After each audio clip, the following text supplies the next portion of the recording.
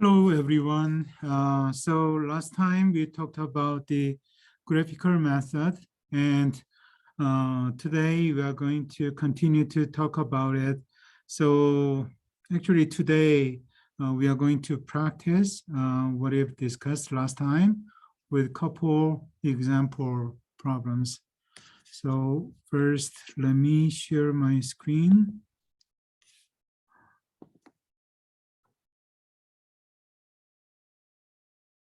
Okay. Where's nice, right? Okay, right here.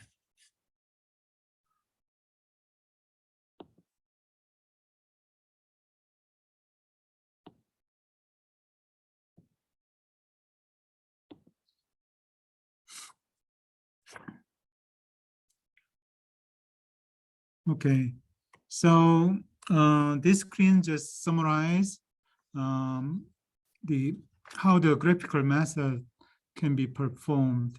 So first of all, we need to identify the feasible reason, right? And then we are going to we need to plot an ISO value line. And once we draw the ISO value line, what you need to do is just move the line, move the ISO value line in a direction that your objective function values will be improved, right? And then you need to identify the last ISO value line, the touching or intersecting the feasible reason. And then any point on the intersection of the last ISO value line and the feasible reasons are going to be the optimal solutions, right? Okay, so the first example is the apex example problem that we already talked about the LP formulation. So this is the one we discussed last time, right? We defined two decision variables, one for the 27-inch TV set produced per each month, and X2 represents the 20-inch TV sets produced each month, right? And using these two decision variables, we constructed linear programming model like this. So today, using this linear programming model, we are going to get the optimal solution through the graphical method, right? Okay, so here, I'm gonna draw the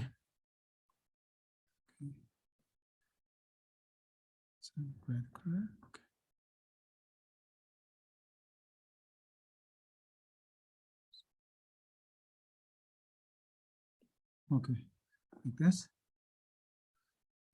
and let's say this way. Okay. So as you always, x1 axis is the horizontal axis. Oh, did I do? Okay. And x2 axis, or sometimes y axis, is the vertical axis. Okay, like this, right?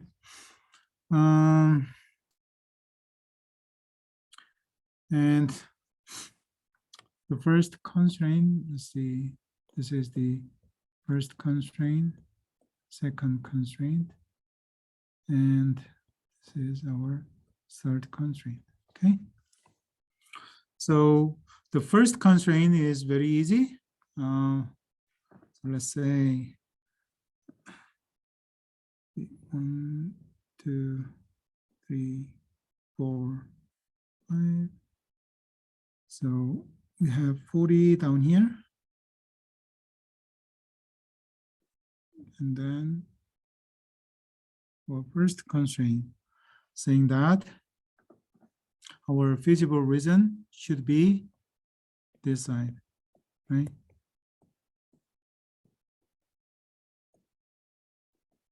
Of course, our non-negativity restriction indicates that our feasible region should be in the first quadrant, right? And our second constraint, x2 is less than equals 10. So it's going to be something like that.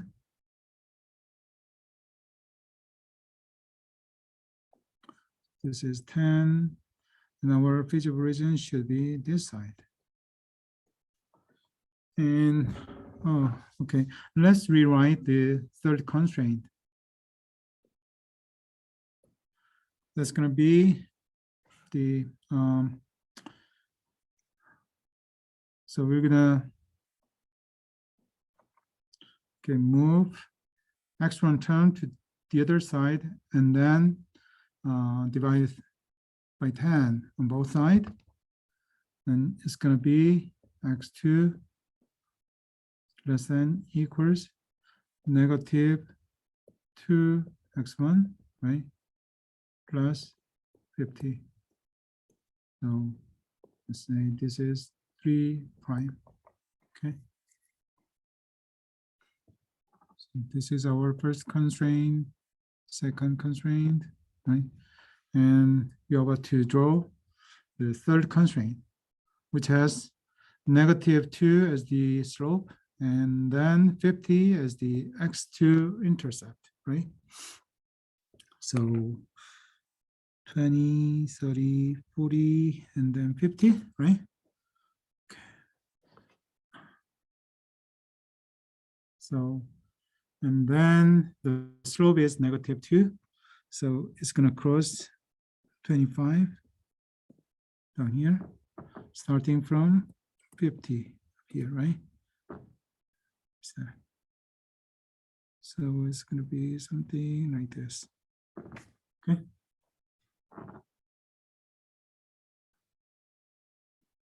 It's going to cross this. So 25. And then the origin,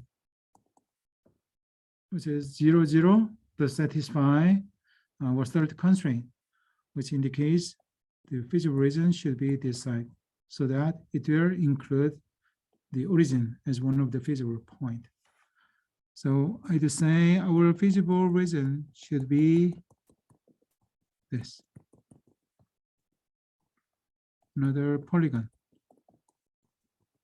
So this is our feasible region. So we can clearly see that our first constraint, this one, is very, yeah, this is a redundant constraint, right? First constraint is redundant. Okay, let me see if I can.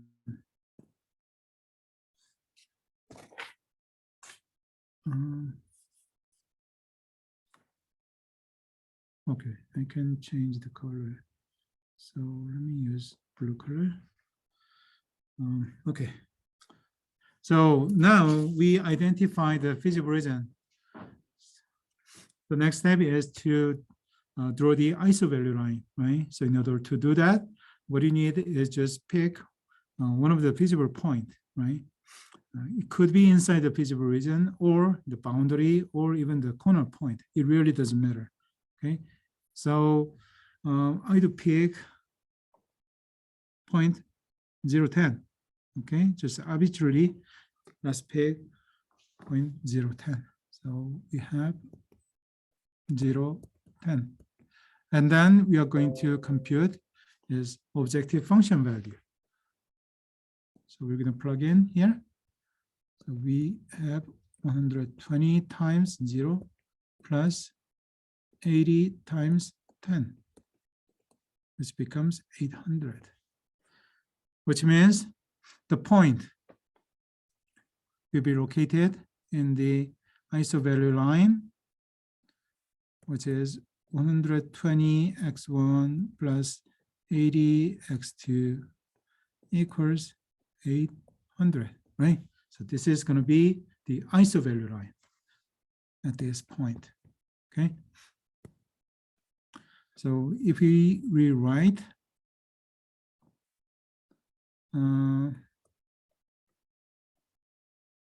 so if you divide by 40 on both sides, and then move the x1 term to the other side, then it's going to be, we are going to have, is that 2x2, right? Equals negative 3 half x1, right? Plus 10, is that right? Let me just double check whether it's correct. Okay, so divide by 40, and then move x1 term to the other side. Okay. And we don't have this anymore, right? Divided by 2. Okay, so this is going to be our isovalue line. x2 equals negative 3 half, x1 plus 10, right?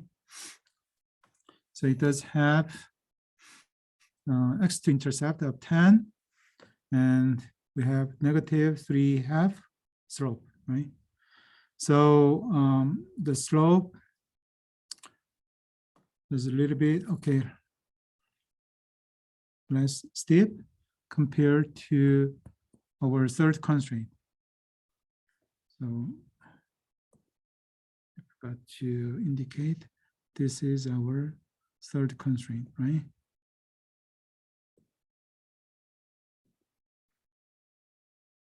So it's a little bit, okay, last step. So let's say something like that, okay, like this. So this is going to be our isovalue line. Surely, let me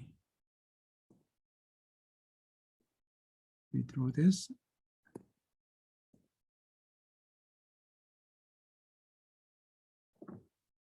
Something like this, okay? This is our isovalue line.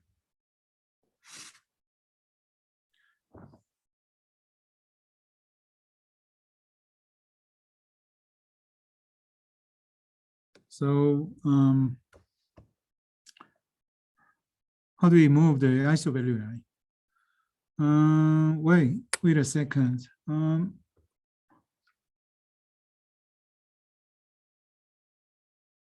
Okay, I think this must be typo. We have maximization problem because we want to maximize the total profit, right? Okay, so what you need to do is move the isovalue line northeast direction. In a way, your objective function value will be maximized, right? So you're gonna draw another isovalue line and then move further. It will cross this point. And then finally, we're gonna have this isovalue line, okay?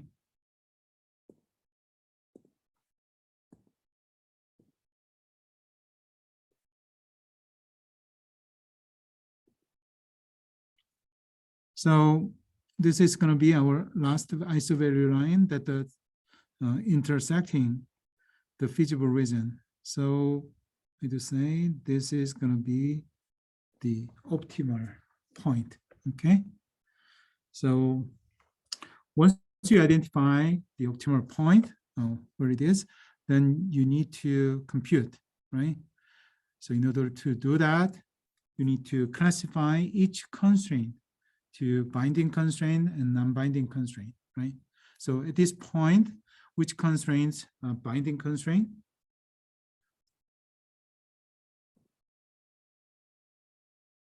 I'm going to use different color. So obviously, this constraint number 3 and constraint number 2 are the binding constraint, okay? So what you need is you're going to solve these two equations, okay? So from the second constraint, x2 equals 10, and the third constraint, 20x1 plus 10x2 equals 500. Okay. So if you solve these two constraints, then you should be able to get the x1 and x2 values. So we already have x2 here. So I'm going to put asterisk mark here, which indicating x2 value. The optimal solution, the x2 values in the optimal solution would be 10.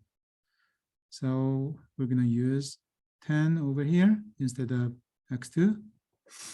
So we have 20 x1s going to be 500 minus 100, which is 400, right? So x1's going to be 20. So this is our optimal solution. x1, 20, x2, 10. So the corresponding optimal objective function value is going to be 120 times x1, which is 20, plus 80 times x2, which is 10. So it's going to be 2,400 plus 800, which is 3,200. Okay, so that's our optimal objective function value for this Apex TV company problem. Okay. Okay, now let's move on to next example. So we already formulated this problem last time, right? Okay, I believe this is what we come up with last time. So we defined two decision variables, A and B. Each stands for the quantity of feed type A and B's, right? And our objective function and constraints as, and combining all together, this is our linear programming model, okay? Okay, so now, again, we are going to get the optimal solution using the graphical method, okay? So first, let me rewrite each of these three constraints. So what is this? Let's divide by 100. It's going to be 8A plus 10B greater than equals 80. Okay. And then we're going to move a term to the other side. So 10B is greater than equals negative 8A plus 80. And then divide by 10. So B is greater than equals negative 4/5 A plus 8. Is that right? Okay. And let's say this is constraint number 1. Likewise here, we're going to divide by 70 on both sides. That's going to be 2A plus B greater than equals 10. So B is greater than equals negative 2A plus 10, right? So let's say this is constraint number 2. Okay, and here we just multiply by 3 on both sides. So we have 3A less than equals A plus B. So we have B is greater than equals 2A, right? So that's going to be our constraint number 3. Okay, so let's identify our feasible reason accordingly. And I'm going to draw up here.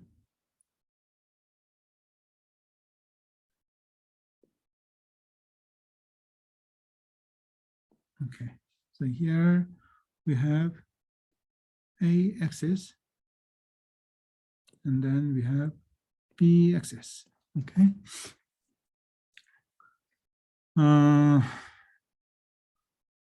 Okay, so the first constraint has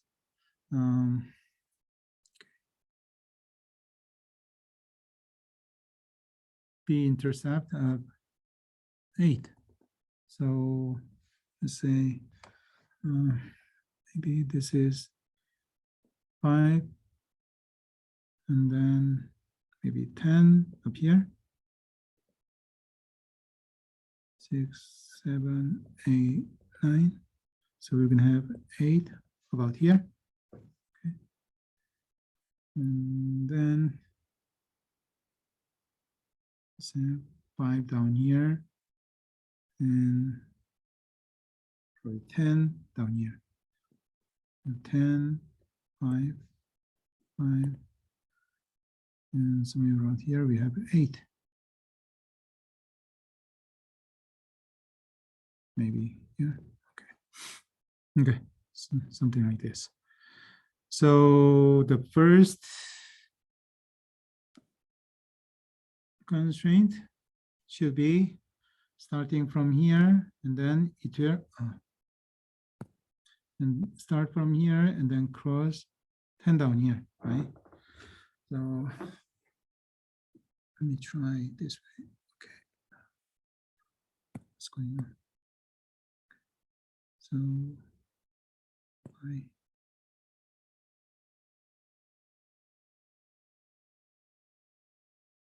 something like this. Okay, let's say this is 10A. Okay, so this is our first constraint. Okay, the second constraint start from 10, and then it should cross 5 down here, right? Something like this. Okay, so this is our second constraint.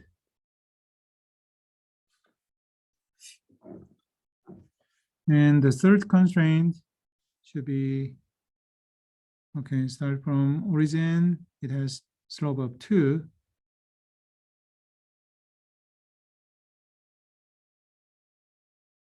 So something like this, maybe. Okay, so this is our third constraint. Okay. Okay, and where do we have the feasible reason then?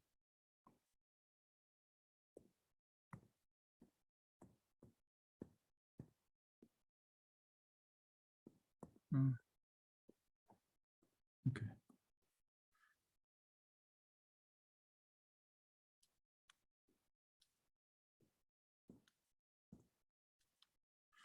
Know how to, oh, okay, got it.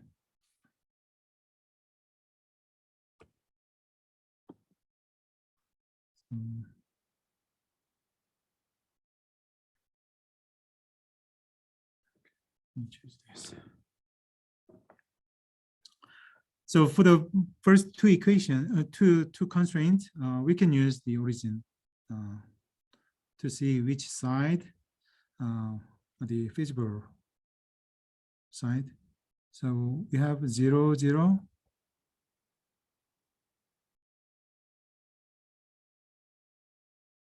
Does not satisfy, right? 0 is not greater than or equals to 8. So the first constraint, the feasible region should be this side. Okay.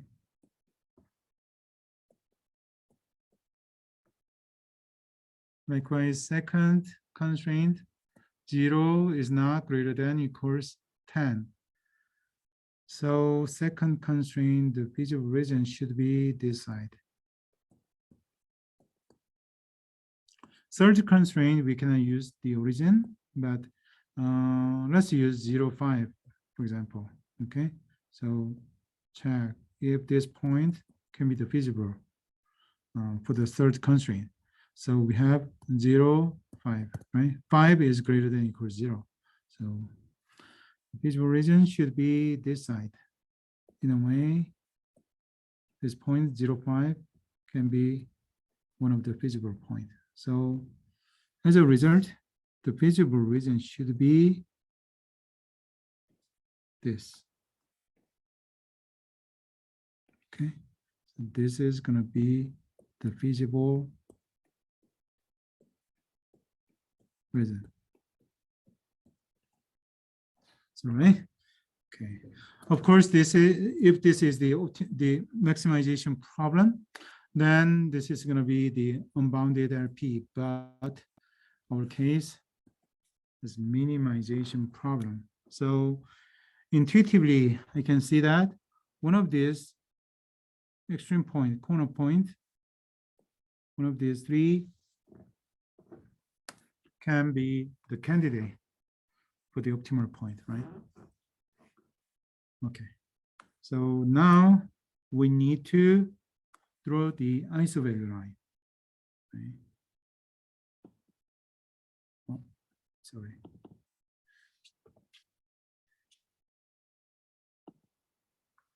I'm gonna use blue color. So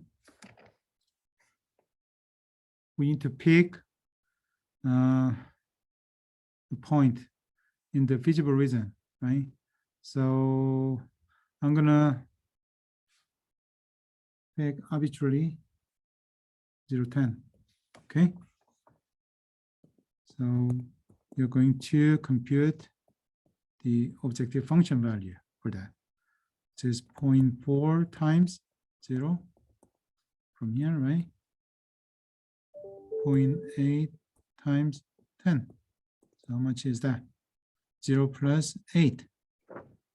So the isovalue line at 0.010 is going to be 0.4 A plus 0.8 B equals 8.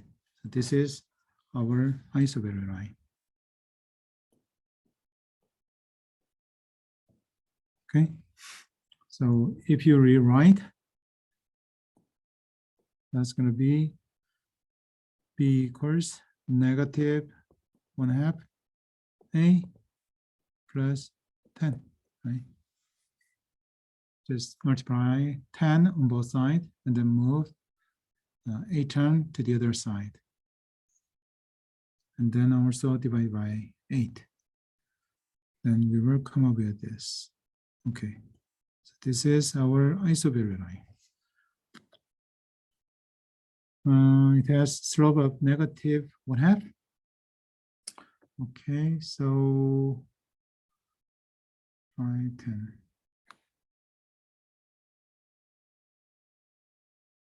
So it's gonna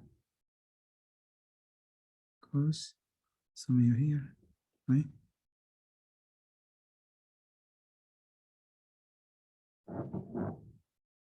Right, something.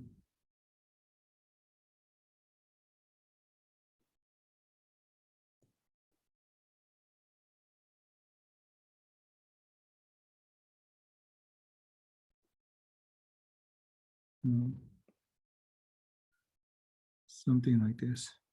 Okay. Sorry, this is going to be our isovalue line. Okay.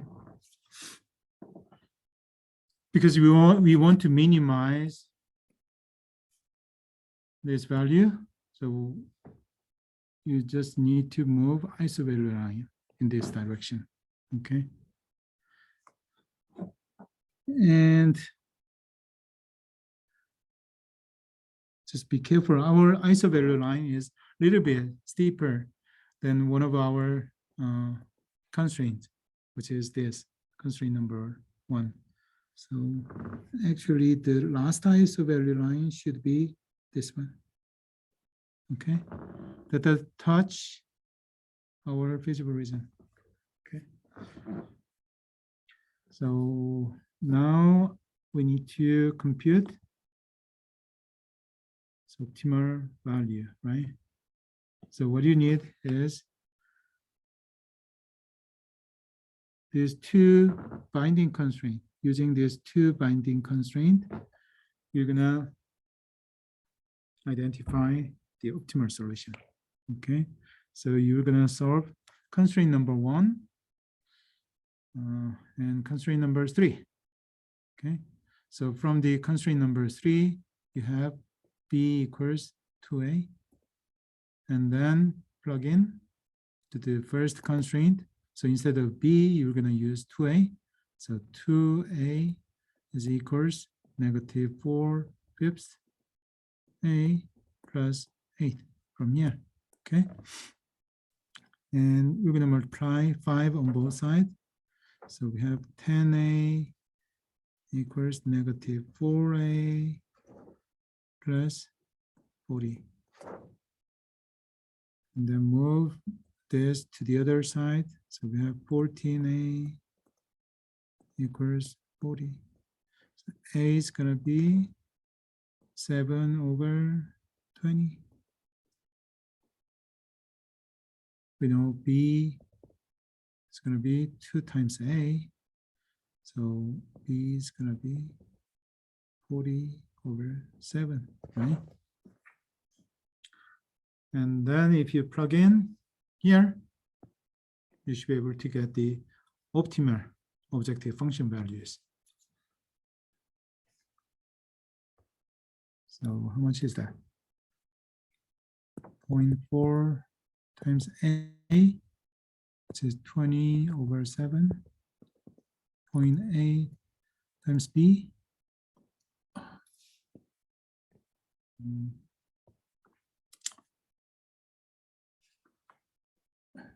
I'm sorry. Did I do? Just want to zoom out. Okay, got it.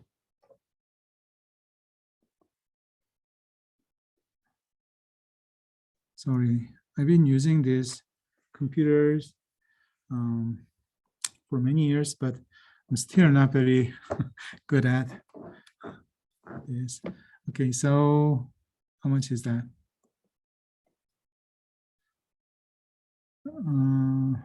It's going to be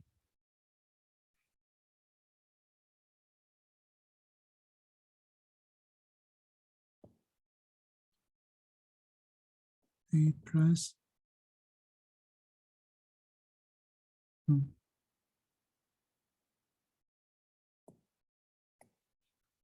Which is that?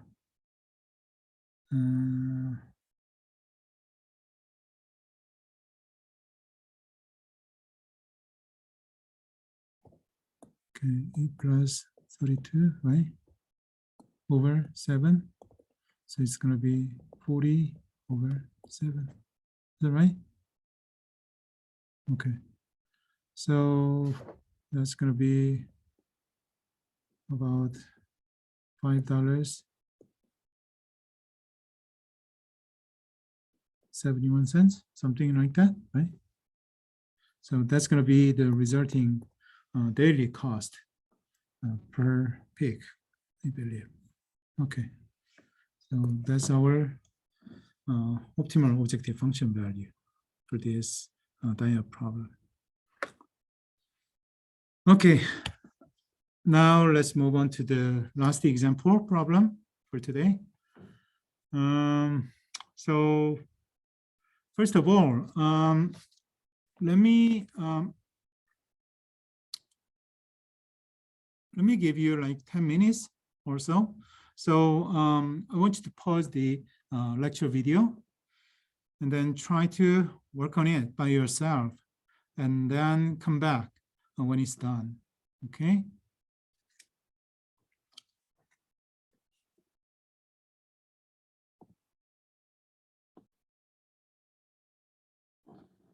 Okay, so let's read the problem description together. Jack is a university freshman, and he realized that all work and no play make him a dull boy. And Jack wants to portion his available time of about 10 hours a day between work and play. And he estimates that play is twice as much fun as work. And he also wants to study at least as much as he plays. Okay. However, he realized if he is going to get all his homework assignments done, he cannot play more than 4 hours a day. How should Jack allocate his time to maximize his pleasure from both work and play?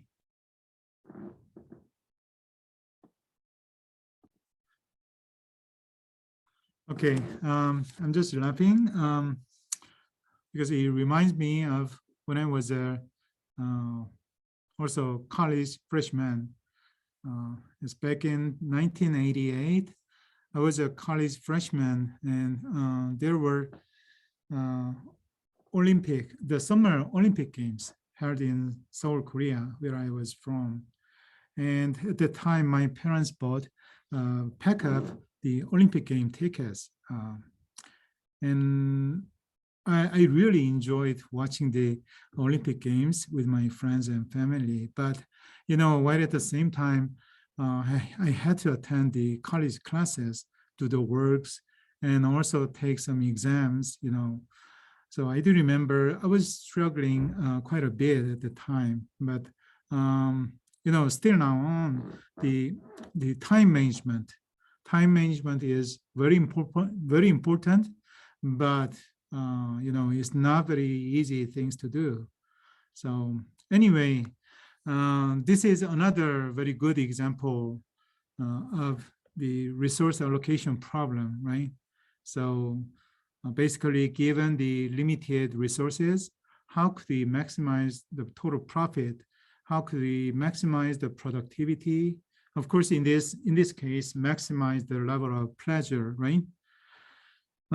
Okay, so for this problem, we'd like to use the graphical method to solve this problem. So first of all, we need to formulate a linear programming model, right? So to formulate a linear programming model, we always begin by defining the decision variable, relevant decision variable, right? So I want you to recall your memory that in any linear programming model, the decision variables should completely describe the decisions to be made, right? So in this case, Jack must decide how many hours should be allocated for his work and for his play, right? To maximize his pleasure from both work and play. So how do you define your decision variable?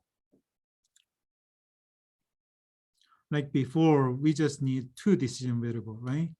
So one for the play hours per day, and the other one for the play hours per day, right? No, work hours per day.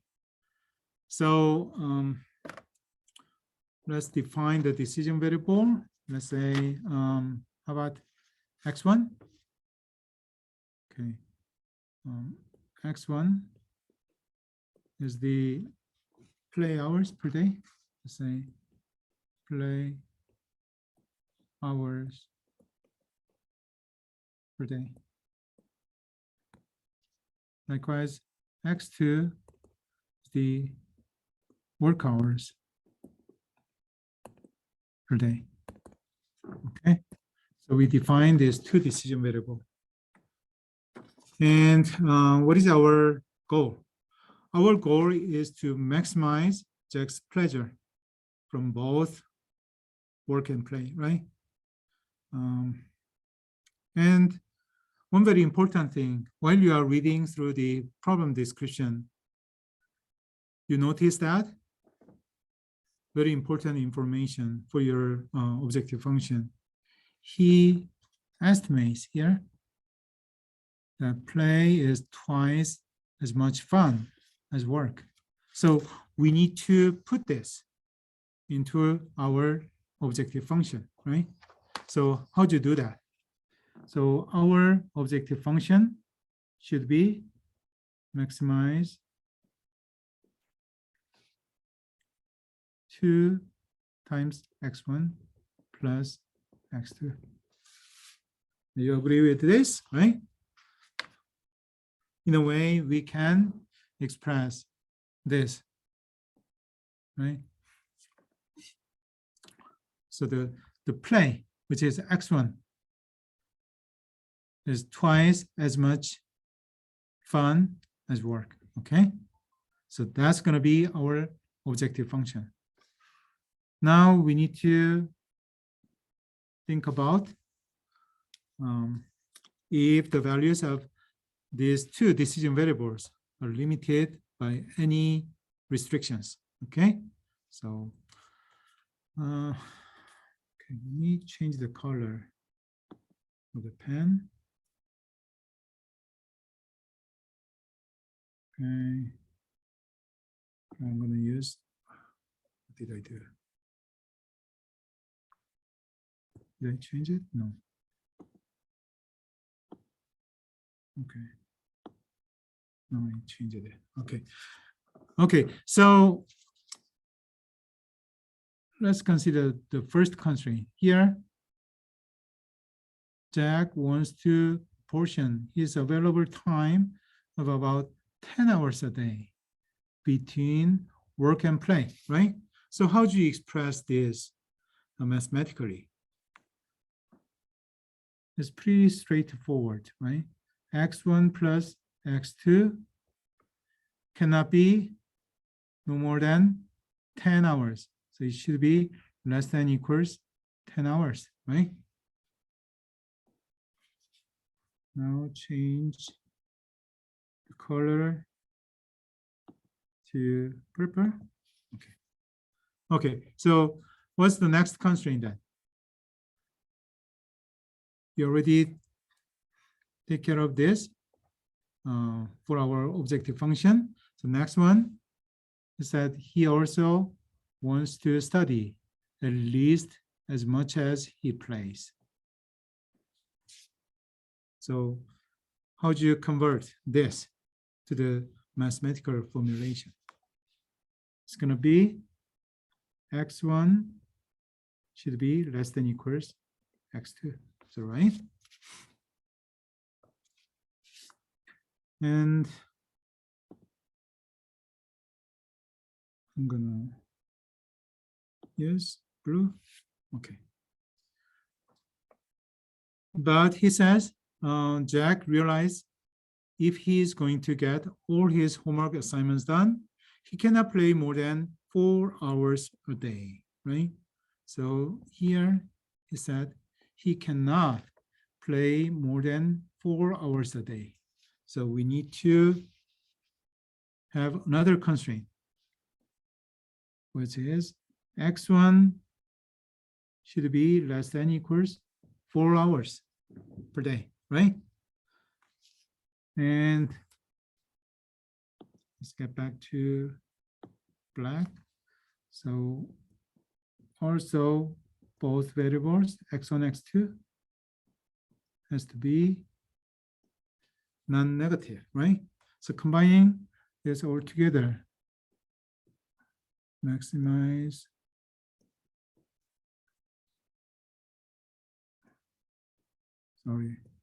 maximize this. 3 constraints and 2 non-negativity restriction. This is going to be our complete LP model for our problems, okay? So let's identify the feasible reason then. So we're going to draw something like this, okay? So our, let's say this is constraint 1, 2, 3. So the first constraint, no, the third one, that is the easiest one. So let's say this is 4. Then the visible region should be this side. That's our third constraint, right? And second constraint is x2 equals x1. So let's see, here we have 2, 1, 3, 5. And then 1, 2, 3, 4. Greater or less than that, 5. So it's gonna cross here. So this is gonna be our second constraint, right? And what about the first one? First constraint is x2 equals negative x1 plus 10. So starting from 10, so this is 5, 6, 7, 8, 9, 10. Somewhere here, you have 10. Okay. And there are also cross 10 down here, 6, 7, 8, 9, 10. So we have 10, something like this. Okay.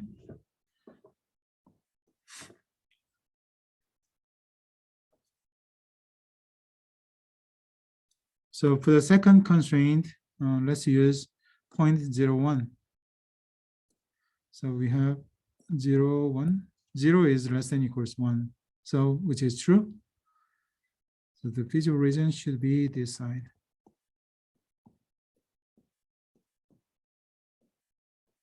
The third constraint, we can use origin, right? 0, 0, 0, 0.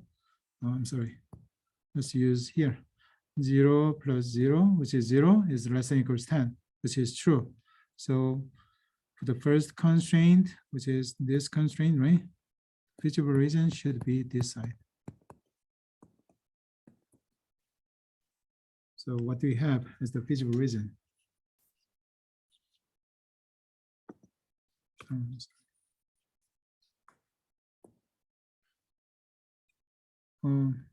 Okay.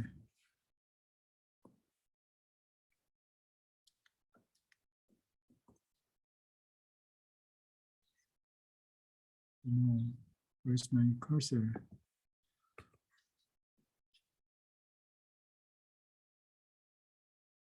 Doesn't allow me. Why?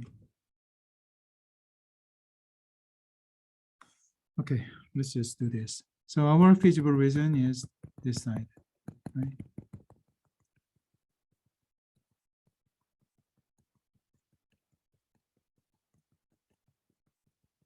So this is our visible region.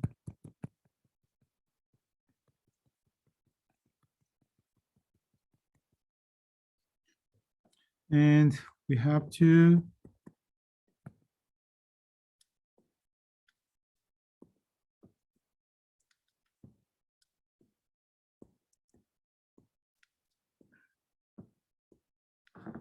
sorry.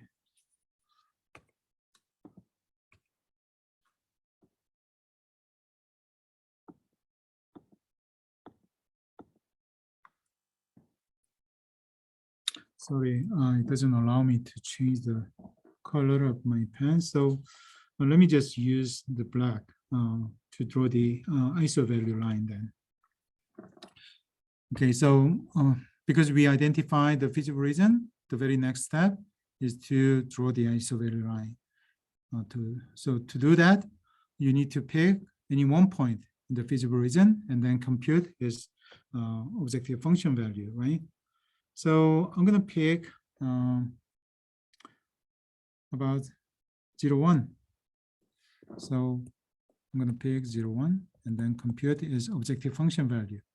2 times 0 plus 1, which is 1, right? So the ISO value line at 0.01 is going to be this, okay? 2x1 plus x2 equals 1. So that's going to be 2x, I'm sorry, x2 equals negative 2x1 plus 1. So it has slope of negative 2 and x2 intercept of 1. So this is our x2 axis and then x1 axis, right? So starting from here,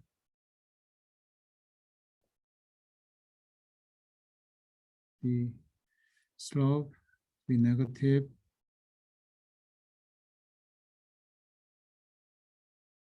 Wait a second, what did I miss?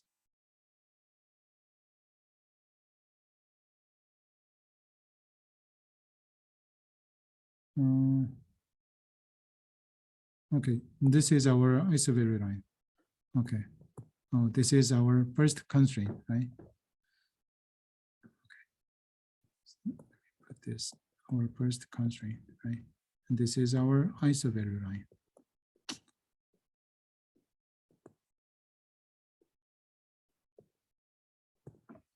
So, okay, so isovalue line should be something like this.